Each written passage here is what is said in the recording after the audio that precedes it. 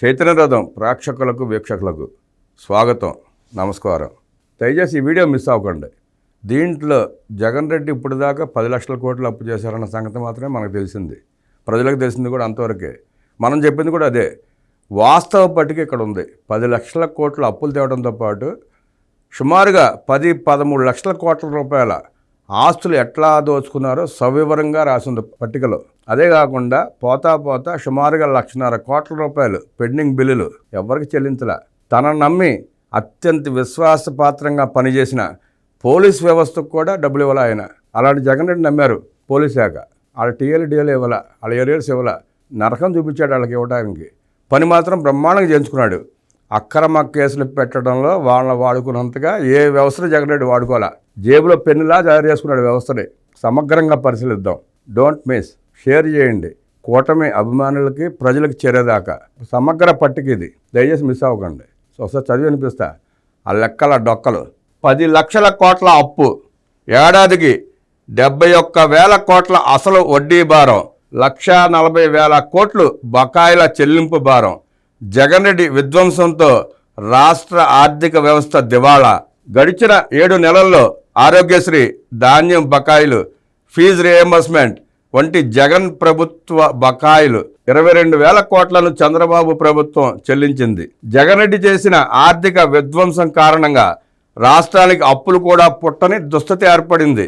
గత ప్రభుత్వం చేసిన 10 లక్షల కోట్ల పైనే అప్పులకు ఏడాదికి 71,000 కోట్లు అసలు వడ్డీ చెల్లించాలి. ఇదే చంద్రబాబు ప్రభుత్వానికి గుదిబండలా మారింది. తన వక్రాక్షిని అడ్డం పెట్టుకుని, నీలి మీడియాని అడ్డం పెట్టుకుని అవాకులు చవాకులు పేలుతున్నారు. చూస్తున్నారుగా. ఏడాదికి ఆయన చేసిన అప్పులకి, ఆయన చేసిన దోపిడీకి 71,000 కోట్ల రూపాయలు ప్రస్తుతం మనం కట్టే పరిస్థితి. ప్రభుత్వం కట్టమంటే ప్రజలు కట్టవేనండి. ప్రభుత్వం కాదు కట్టేది, ప్రజల డబ్బే ప్రభుత్వం కడుతుంది. ఆ రకంగా విధ్వంసం చేశాడు. బిస్కెట్ ఇచ్చి బిర్యానీ తినేశాడు. అది పరిస్థితి. జగన్ రెడ్డి ప్రభుత్వం పెట్టిన బకాయిలు కొన్ని మాత్రమే. డిగ్రీ ఫీజు రియంబర్స్మెంట్ బకాయిలు 2,832 కోట్లు. ఇతర ఫీజు రియంబర్స్మెంట్ బకాయిలు 450 కోట్లు. పల్చటి చిక్కీ ప్యాకెట్ ఇచ్చి దాని మీద బొమ్మ వేసుకున్నాడు. ఆఖరికి సిగ్గు శరం లేకుండా కోడిగుడ్డు మీద కూడా బొమ్మ వేసుకున్నాడు. మీరు గమనించి ఉంటారు, కోడిగుడ్డు మీద జగన్ రెడ్డి బొమ్మ. దాని అప్పు ఎంత చూద్దాం. చిక్కీలు, కోడిగుడ్లు 256 కోట్లు. అంటే అవి కూడా పిల్లలకు ప్రేమతో ఇవ్వాల. తన బొమ్మ వాళ్ళ మనసులో పాతుకుపోవాలని 256 కోట్లు ఖర్చు పెట్టి వాళ్ళకి బాకీ ఎగ్గొట్టి పారిపోయాడు. వసతి దీవెన 989 కోట్లు. ఆరోగ్యశ్రీ బకాయిలు 1,800 కోట్లు. ఆరోగ్యశ్రీని నేనే ఉద్ధరించా, నేను తప్ప ఏ ముఖ్యమంత్రి దీనికి అంత చేయలేదు అని డబ్బా అబ్బో ఇనలేక చచ్చిపోయేవాళ్ళం అండి బాబు రోజు. ఇప్పుడు అదే మొత్తం ఆరోగ్యశ్రీ అంటాడు. అప్పు ఎంత చూసారుగా, 1,800 కోట్లు ఎగ్గొట్టి పారిపోయాడు. రైతులు అంటూ మొసల కన్నీరు కారుస్తున్నాడు. రైతులకు పెట్టిన బాకీ 1,600 కోట్లు. అక్షరాల 1,600 కోట్లు. అవి చంద్రబాబు గారు కూటమి ప్రభుత్వం వచ్చినాక తీర్చింది. ఉద్యోగులకు బకాయిలు. ఇప్పుడు ప్రస్తుతం ఒక ఉద్యోగ సంఘ నాయకుడు ఉన్నాడు, ఏదో వెంకటరామరెడ్డి ఎవరో. ఈ 20,000 కోట్ల బకాయిల గురించి మాత్రం మాట్లాడు ఎవడో. అందుకే కదా ఉద్యోగులంతా తిరగబడింది. ఇప్పుడు 100 మంది ఉన్నప్పుడు ఒకళ్ళో ఇద్దరు ఉంటారు మరి సన్నాసులు. ఆ సన్నాసులు ఆ దండుపేళ్ళని బ్యాచ్ని సమర్థించేవాళ్ళు ఉంటారు. ఏం చేస్తాం, కర్మ, వ్యవస్థ అట్లా ఉంది. ఆ ఉద్యోగాలకి జగన్ రెడ్డి పెట్టిన బకాయి 20,000 కోట్లు. ఇరిగేషన్ కాంట్రాక్టర్ల బకాయిలు నిన్న మొన్న పేపర్లో వదలగొడుతున్నారు. ఇరిగేషన్ ప్రాజెక్టులకి ఆద్యులం మేమే మొత్తం పూర్తి చేసామన్నట్టు బిల్డప్. ఇంకా నీతిమాలని రాతలే, సిగ్గుమాలని రాతలే. ఆ ఇరిగేషన్ కాంట్రాక్టుల దగ్గర పనులు చేయించుకుని వాళ్ళకి పెట్టిన బకాయిలు 19,000 కోట్లు. అక్షరాల 19,000 కోట్లు. సెంటు స్థలం అన్నాడు. ఆవు భూములను ఆక్రమించాడు. మొన్న పడవలేసి తిరగడం చూసాం మనం. మనకిచ్చిన స్థలానికి మనం వెళ్ళాలంటే పడవ కావాలి. కొన్ని ప్రాంతాలు లాంచ్ వేసుకెళ్లాల్సిన పరిస్థితి వచ్చినా ఆశ్చర్యం లేదనుకోండి. అక్షరాల ఆ గృహ నిర్మాణానికి పెట్టిన బాకీ 7,800 కోట్లు. ఉపాధి హామీ కేంద్ర ప్రభుత్వం ఇస్తుంది. ఆ పేమెంట్లు మొత్తం కేంద్ర ప్రభుత్వం ఇస్తుంది. ఆ వచ్చిన డబ్బులను కూడా ఏం చేశాడో తెలియదు, ఎక్కడ ఎత్తుకుపోయాడో తెలియదు. ఆ బాకీలు అక్షరాల 2,100 కోటి. ఇలా మొత్తం జగన్ రెడ్డి ప్రభుత్వం పెట్టిన బకాయిలు 1,40,000 కోట్లు ఉన్నాయి. ఈ స్థాయిలో గతంలో ఏ ప్రభుత్వం పెట్టలా. ఏ ముఖ్యమంత్రి కూడా ఇంత దారుణంగా పరిపాలన చేయాల. పైగా ఈయనకి మళ్ళీ 100 మంది సలహాదారులు. వైట్ ఎలిఫెంట్స్ని పోషించాడు ప్రజల సొమ్ముతో. వాళ్ళు ఏం చేశారో ఏం చేసేవాడో తెలియదు. ఒక్కటంటే ఒక్క సలహా ప్రజల బాగు కోసం ఇచ్చింది లేదు. వందల కోట్లు తగలేశాడు వాళ్ళకి. ఇక జగన్ రెడ్డి యుగ పురుషుడిలాగా ఆదర్శవంతుడిలాగా ₹1 తీసుకుంటే జీతం అన్నాడు. 100 కోట్లు తగలేశాడు జల్సాలకి. ఆ పట్టి కూడా చూద్దాం. జగన్ విలాసాలు జల్సాలకు ప్రభుత్వ ధనం దుబ్రా 19,871.35 కోట్లు. సెంటు పట్టాల పేరుతో దోపిడీ 7,000 కోట్లు. రేషన్ బియ్యంలో దోపిడీ అక్షరాల 7,000 కోట్లు. సచివాలయాలకు వేసిన వైసీపీ రంగులు వేసేందుకు తీసేందుకు ప్రజలు కర్మ కాదండి ఇది. హైకోర్టు చెంప చెళ్ళు అనిపిస్తే రంగులు వేసినందుకు రంగులు తీసినందుకు 3,000 కోట్లు ఖర్చు పెట్టాడు. ఆ రంగు డబ్బా బాగుంటే ₹100 ఉంటుంది, బాగా ఖర్చు అయితే పోనీ 100-200 కోట్లే ఉంటుంది. ఇక్కడ 3,000 కోట్లు లేపేశారు ఆ వంకతో. తాడేపల్లి ప్యాలెస్ దగ్గర 986 మంది సెక్యూరిటీ అంట. 986 మంది. మామూలుగా పోలీస్ సెక్యూరిటీ ఉంటుంది, ముఖ్యమంత్రికి ఉండాల్సిన సెక్యూరిటీ ఉంటుంది. అది కాకుండా అదనంగా 986 మంది. ఏం చేసేవాళ్ళు తెలియదు, ఎందుకో తెలియదు. చుట్టూ 20 అడుగులు ఫెన్సింగ్ ఉంటుంది, పైకి ఇనప తెరలో, గాలి కూడా దూరదు. అట్లాంటి ప్యాలెస్కి 986 మంది సెక్యూరిటీ ఎందుకో తెలియదు. అక్షరాలుగా వాళ్ళకి తగలేసిన డబ్బు ఎంతో చూద్దాం. 1000 కోట్లు ప్రజల డబ్బు. సొంత డబ్బు అయితే సింగిల్ పైసా తీడు, ఇళ్ళకి మంచిళ్ళు కూడా ఇవ్వడు. అట్లాంటిది ప్రజల సొమ్ము తన హంగు ఆర్భాటాన్ని ప్రదర్శించుకోవడానికి 1000 కోట్లు తగలేశాడు. సర్వే రాళ్ళు మన పొలాల్లో చూస్తుంటాం, సరిహద్దు రాళ్ళు భూమిలోకి వెళ్ళిపోతాయి. వాటి మీద కూడా బొమ్మలు. ఆ రైతులు పొద్దున్నే తిట్టుకునేవాళ్ళు అక్కడ, ఈ మాకేంద్ర ఈ కర్మ పొద్దున్నే బాబు అని. ఇప్పుడు రైతు అనేవాడు పొలం చుట్టూ తిరుగుతాడండి. సహజంగా మనకు తెలుసు కదా, మనం తిరిగేవాళ్ళం. 4 పక్కలు తిరిగితే 4 పక్కల బొమ్మ కనపడుతుంది, దిష్టి బొమ్మలాగా. దానికి తగలేసిన డబ్బు అక్షరాల 700 కోట్లు. ప్రతి రైతు తిట్టుకోవడమే, ఏంది మాకు పొద్దున ఈ కర్మ, ఈ దిష్టి బొమ్మని. ఇక ఋషికొండకి గుండు కొట్టి కట్టిన విలాసవంతమైన భూమి చూశాంగా, ఫోటోలు వచ్చినాయి. అక్షరాల దాని ఖర్చు కళ్ళంటి నీళ్ళు వస్తాయి. సెంటు స్థలంలో ఇల్లు కట్టుకుంటాక 70,000 80,000 లక్ష రూపాయలు ఇస్తాడు. బాత్రూమ్ సైజు కూడా రాదు. ఆ ప్యాలెస్లో బాత్రూమ్ సైజు 4 ఇళ్ళు ఉంటాయి. ఇక బయట దాని ఖర్చు ఎంత అంటే 600 కోట్లు. అంటే నువ్వు సేద తీరడానికి, సముద్రం చూసుకుంటా నీ శాడిజం ప్రదర్శించడానికి, వికటాహాసం చేసుకోవడానికి నువ్వు అక్షరాల పెట్టిన ఖర్చు 600 కోట్లు. ఏ ప్రభుత్వ కార్యాలయం అయినా, ఏ గెస్ట్ హౌస్ అయినా ఒక ఇన్వెస్ట్మెంట్ చేసి కట్టావంటే దానికి పనికి వస్తుంది, దేనికో దానికి పనికి వస్తుంది. అది ఎందుకు పనికి రాకుండా చేశాడు దాన్ని. నీ కుటుంబం నివాసం ఉండడానికి అంత ఖర్చు పెట్టి 600 కోట్లు ఖర్చు పెట్టి కట్టావు.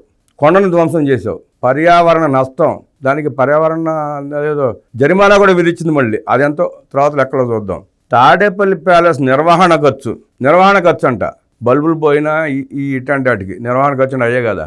మొక్కలు పెంచుకోవడానికి, నీళ్లు కొట్టేవాడుకో ఇవన్నీ 15.35 కోట్లు. సరిహద్దు రాళ్ళు అయిపోయినాయి, చిక్కీ అయిపోయింది, కోడిగుడ్డు అయిపోయింది. పట్టాదారు పాస్ పుస్తకం.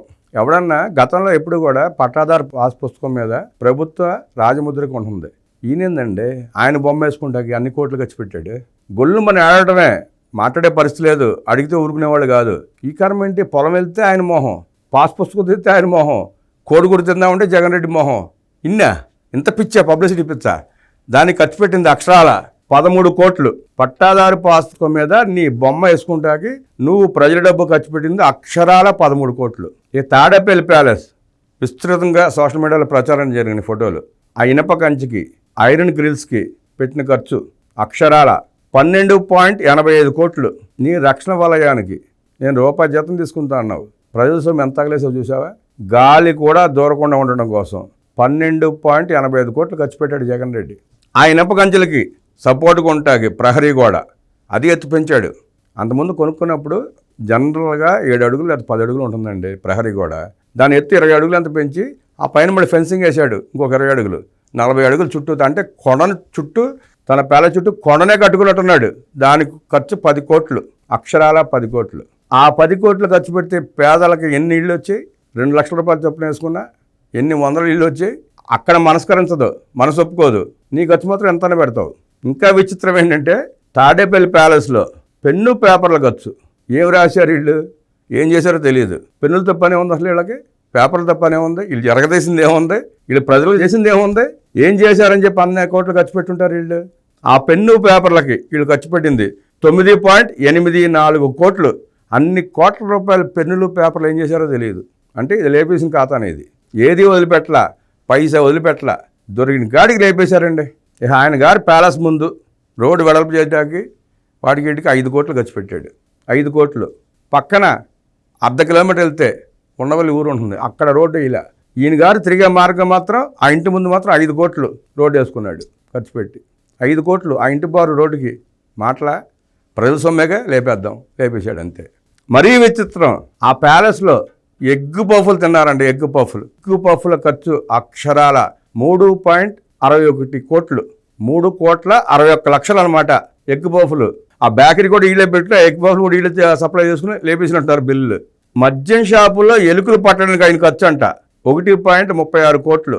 ప్రభుత్వ ఆసుపత్రులు ఎక్కడో చిన్న ఎలుక కొరికిన మాట వాస్తవమే. దానికి అప్పుడు ముఖ్యమంత్రి గారు చర్యలు తీసుకున్నారు, అయిపోయింది. ఇప్పుడంట ఈయన బ్లాక్లో అమ్ముకున్న మద్యం షాపుల్లో ఈయనకేం పని అండి? మద్యం షాపులో నిర్వహణ ఉండదా? అక్కడ ఎంప్లాయీస్ని పెట్టాడుగా, వాళ్ళు చూసుకుంటారుగా. రూపాయి బిళ్ళ పెడితే ఎలుకలు చచ్చిపోతాయిగా. 1.36 కోట్లు ఖర్చు పెట్టాంట ఆ ఎలుకలను చంపడానికి. అసలు ఎలుకలు ప్రత్యేక మందులు ఎందుకు? నువ్వు అమ్మిన పిచ్చి బ్రాండ్లు కొంచెం పోతే అయ్యే చచ్చిపోతాయి కదా తాగి, ప్రజలు పోయినట్టు. దానికి 1.36 కోట్లు ఖర్చు పెట్టాడు. వింత మనిషి. జగన్ ఫ్యామిలీతో పర్సనల్ టూర్ ఖర్చు 22.52 లక్షలు, అంటే 22,52,00,000. పైగా నేను సొద్దుపోసని నేను నా సొంత డబ్బులు తిరుగుతానంటాడు. లక్షల కోట్లు సంపాదించాడు. ఆ తిరుగుడుకు కూడా విలాసవంతంగా తిరగడానికి కూడా ప్రజల సొమ్మే లేపేశాడు. ప్యాలెస్లో తాత్కాలిక పనుల ఖర్చు 22.50 లక్షలు. తాత్కాలిక పనులు అంట. ఈ తాత్కాలిక పనులు అంటే ఏముంటాయి? ఆ బ్యారికేడ్ తీసి ఇటు పెడతాం, పూలకుండ తీసి ఆ పక్క పెట్టడం, పూలకుండలు ఇయ్యగా తాత్కాలిక ఖర్చులు అంటే అంతకంటే ఏముంటాయి? మూవబుల్ ప్రాపర్టీ, దానికి అంత ఖర్చు పెట్టాడు. ఏతావాత మొత్తం కలిపి 19,871.35 కోట్లు.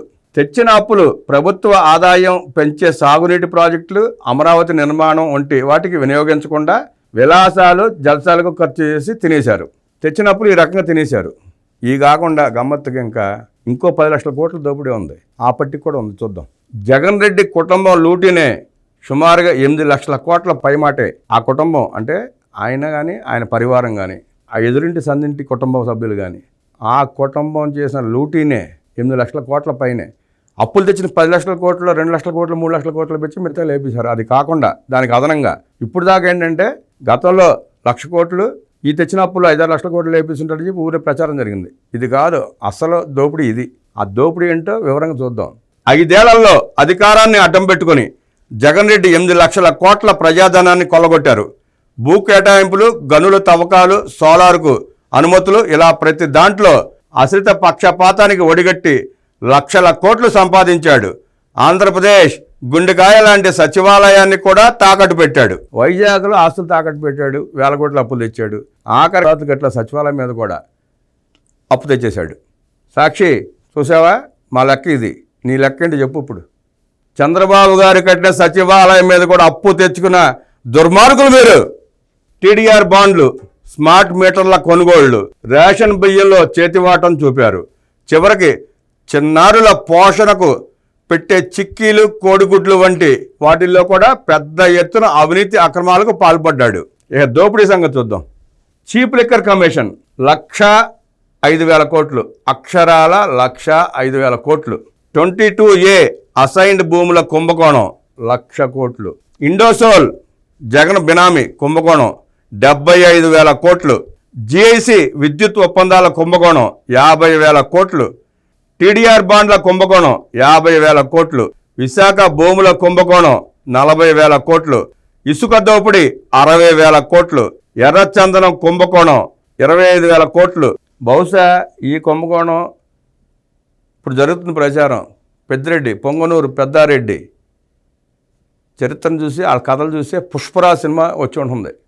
సుకుమార్ గారు ఆ నేపథ్యాన్ని తీసుకుని కథ రాసుకుని సినిమా తీసుకున్నట్టు సూపర్ హిట్ అయిన సినిమా అది. గ్రావెల్ దోపిడీ 22,000 కోట్లు. సిలికా, బీచ్ శాండ్, క్వార్ట్జ్ దోపిడీ 17,000 కోట్లు. గంజాయి, డ్రగ్స్ వాటా 37,000 కోట్లు. ప్రభుత్వ కొనుగోళ్లలో కమిషన్లు 16,000 కోట్లు. కూకట్పల్లిలో 11 ఎకరాలు లేపాక్షి భూములు 15,000 కోట్లు. స్మార్ట్ మీటర్లు, ట్రాన్స్ఫార్మర్ల కొనుగోలు తదితరాల్లో అవినీతి 15,000 కోట్లు. కోవిడ్ మందులు, కిట్లు కొనుగోళ్లలో 14,000 కోట్లు. కోవిడ్ సమయంలో కూడా ప్రజలను వదిలిపెట్టలేదండి ఈయన. అక్కడ కూడా విపరీతంగా దోషించాడు. ఆ మందులు, కిట్లు కూడా. ఎంత దుర్మార్గులే మీరు. ప్రజలు అల్లాడిపోతే కోవిడ్ సమయంలో మందులు లేక, తిండి లేక నరకయాతన అనిపిస్తే ఆ మందుల కొనుగోలులో కూడా అవినీతి చేస్తావా నువ్వా? ఇంకా ఇప్పటికి స్థుతులు మాట్లాడుతున్నావు, నీతులు చెప్తున్నావు. భారతీయ సిమెంట్ దోపిడీ అక్షరాల 12,000 కోట్లు. రేషన్ బియ్యం కుంభకోణం 7,000 కోట్లు. ఇళ్ల స్థలాల కొనుగోలు కుంభకోణం 7,000 కోట్లు. నాడు నేడు అంటూ ప్రచారం చేసి ఇంగ్లీష్ విద్య అంటూ జనాన్ని మైమరిపించి ఆ దాంట్లో కూడా దోపిడీ ఏంటంటే బైజూస్ విద్యా కానుక ఆ వంకతో దోచింది అక్షరాల 4,500 కోట్లు. అక్షరాల 4,500 కోట్లు. పిల్లల కడుపు కొట్టావు. పసిపిల్లలు చదువుకునే దగ్గర వాళ్ళకి చేయాల్సిన కార్యక్రమాలు చేయకుండా విద్యా కానుక అవి వెంట దారుణంగా దోచుకున్నావు. పోర్టుల్లో అవినీతి 4,000 కోట్లు. అక్షరాల పోర్టుల్లో నువ్వు చేసిన అవినీతి 4,000 కోట్లు. రివర్స్ టెండరింగ్ అంటూ హడావడి చేసి సాగునీటి రంగాల్లో నువ్వు 19,000 కోట్లంత బకాయి పెట్టి పారిపోయావు. డబ్బులు ఇవ్వకుండా దాంట్లో కూడా కమిషన్లు కొట్టేసావు. ముందు బిల్లు ఇచ్చినట్లు 2,500 కోట్లు. నీ సాగునీటి రంగాల్లో నీ దోపిడీ, నీ కమిషన్ల వాటా 2,500 కోట్లు. సాక్షి ప్రకటనల ద్వారా దోపిడీ. బటన్ నొక్కానంటే 5 కోట్లు యాడ్. నొక్కడే కానీ ఇచ్చింది లేదు. 5 కోట్లు యాడ్ మాత్రం వెళ్ళిపోద్ది. గత 5 సంవత్సరాల పాలనలో నువ్వు నీ సాక్షికి అక్షరాలుగా దోచిపెట్టింది 1,600 కోట్లు. దీనికి నీలి మీడియాకి ఇంకా అదనంగా ఉంది ఖర్చు. అమూల్ అంటూ ఆర్భాటంగా ప్రచారం చేసావు. రాష్ట్రంలో అనేక సహకార సంఘాలు ఉన్నాయి, పాల సంఘాలు. వాటిని అన్నింటినీ నిర్వీర్యం చేసి వాళ్ళ యాజమాన్యాల మీద కేసులు పెట్టించి, అడ్డగోలుగా కేసులు పెట్టించి, అరెస్టులు చేపించి, దుర్మార్గంగా చేసి నువ్వు అమూల్కి ఎందుకు చేసావు అనుకుంటే దాంట్లో కూడా 1,000 కోట్లు దోచేసావు. ఇక జే ట్యాక్స్ దోపిడీ. ప్రతి దాంట్లో జే ట్యాక్స్. మండల స్థాయి నుంచి నియోజకవర్గం, పార్లమెంటు స్థాయి, మంత్రి వరకు. వాళ్ళు 1,00,000 కొట్టేస్తే ఆ 1,00,000 నీకు 50,000 కప్పం కట్టాలా. ఆ దోపిడీ విలువ 40,000 కోట్లు. అక్షరాల 40,000 కోట్లు. అంటే అక్కడ 1,00,000 కోట్ల పైన దోపిడీ జరిగితే నీకు కప్పం కట్టింది 40,000 కోట్లు అనమాట. గతంలో సిబిఐ ఛార్జ్ షీట్లో నీ ఆస్తుల విలువ ప్రకటించి సుమారుగా 43,000 కోట్లు. అంటే రిజిస్ట్రేషన్ వాల్యూ, మార్కెట్ వాల్యూ కాదు, రిజిస్ట్రేషన్ వాల్యూ 43,000 కోట్లు. అది అప్పట్లోనే మార్కెట్ వాల్యూ 1,00,000 కోట్లు అనుకోండి. ఇప్పుడు 5-6 లక్షల కోట్లు అయి ఉంటుంది. అది కాకుండా సిబిఐ ఇంకా నిర్ధారించాల్సిన ఆస్తుల విలువ సుమారుగా 60,000 కోట్ల పైమాటే. అంటే బుక్ వాల్యూ, అప్పట్లో బుక్ వాల్యూ 60,000 కోట్లు అంటే ఇప్పుడు ఒక 6 లక్షల కోట్లు. అంటే నీ దోపిడీ ఈ 5 ఏళ్ల ప్రభుత్వంలో దోసింది కాకుండా ఆనాడే నీ తండ్రి హయాంలో నీ తండ్రి నాటం పెట్టుకుని నువ్వు దోసుకుంది సుమారుగా 4-5 లక్షల కోట్లు అయి ఉంటుంది. ఏం చేసుకుంటావే బాబు? డబ్బు తినలేవు, డబ్బు తాగలేవు, బతకడానికి గాలి, నీరు, తిండి కావాలి. ఆ మూడింటికి ఎంత ఖర్చు అవుద్ది? 10,000 కోట్లు దోసినా సరిపోయేది. అట్టాన్ని నువ్వు 15 లక్షల కోట్లు దోసేసావంటే ఏం చేద్దామని అర్థం కావట్లా. ఈ దోపిడీ మూలంగానే రాష్ట్రం దివాలా తీసింది, అభివృద్ధి కుంటుపడిపోయింది, ఐసీయూలో చేరింది. ఈసారన్నా ప్రజల అదృష్టం బాగుండి, రాష్ట్రం అదృష్టం బాగుండి, కూటమి ప్రభుత్వం అధికారంలోకి వచ్చి చంద్రబాబు నాయుడు గారు ముఖ్యమంత్రి అయ్యారు. ఇప్పుడు ఐసీయూలోంచి ఆ పేషెంట్ తీసుకొచ్చి చికిత్స మొదలుపెట్టాడు ఆయన. ప్రజలారా దండాలండి. మరొక్కసారి జగన్ పేరు తలుచుకుంటా కూడా భయపడేలా ఉంది ఈ పట్టిక. చూశారుగా దోపిడీ. దయచేసి ప్రతి ఒక్కరూ పట్టికను చూడండి, ఈ వీడియో చూడండి, షేర్ చేయండి, తెలియజేయండి. అప్పు తెచ్చిన 10 లక్షల కోట్లతో పాటు దోపిడీ 10 లక్షల కోట్ల పట్టిక వివరాలు కూడా దీంట్లో స్పష్టంగా ఉన్నాయి. ఇది ప్రతి పౌరుడికి చేరాల, ప్రతి ఓటర్కి చేరాల, ఆఖరికి జగన్ రెడ్డిని అభిమానించే ఓటర్ కూడా చేరాల. వాళ్ళకు కూడా వాస్తవాలు తెలియాల. వాళ్ళకి ఎంతసేపు ఆ సాక్షి రుద్దుడు తప్ప ఇంకేం తెలియదు వాళ్ళకి.